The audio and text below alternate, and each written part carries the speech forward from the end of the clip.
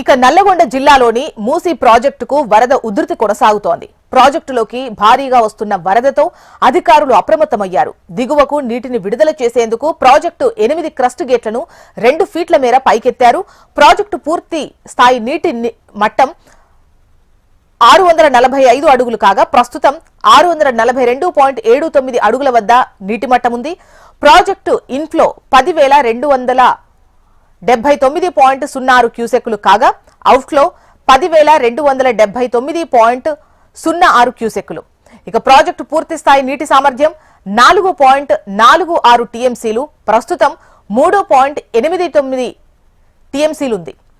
ప్రాజెక్టులోకి వస్తున్న ప్రవాహానికి అనుగుణంగా అధికారులు గేట్లు ఎత్తి నీటిని దిగువకు రిలీజ్ చేస్తున్నారు. దీంతో దిగువ ప్రాంతాల ప్రజలను అప్రమత్తం చేసి తగిన జాగ్రత్తలు తీసుకోవాలని సూచిస్తున్నారు.